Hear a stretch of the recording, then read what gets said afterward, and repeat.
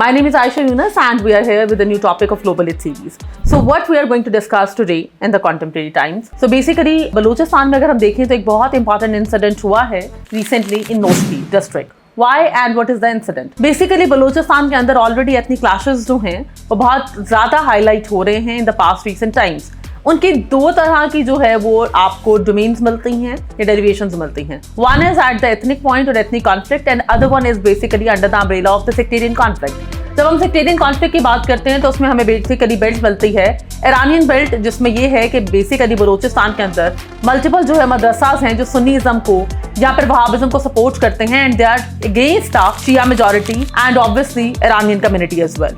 अगर हम दूसरे पॉइंट पे देखते हैं तो बलूचिस्तान के फ्रॉम पास्ट 50 ईयर्स ये कंसर्न्स हैं कि Punjab is a kind of a province जो बेसिकली तमाम तरह प्रोविंसेस स्पेशली बलूचिस्तान के एसेट्स को और रिसोर्सेज को यूटिलाइज भी करता है और मैनिपुलेट भी करता है, जिसकी वजह से ये hated politics over the period of time बहुत ज़्यादा एग्जैजरेट कर गई है.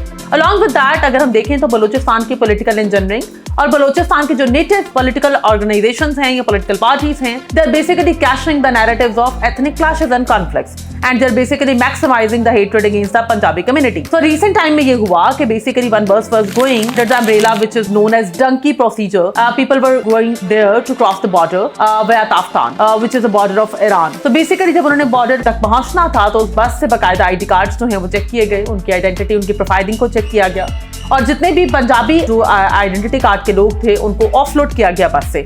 दे वर 9 पैसेंजर्स और उसके बाद उनको ब्रूटली जो है मर्डर कर दिया गया.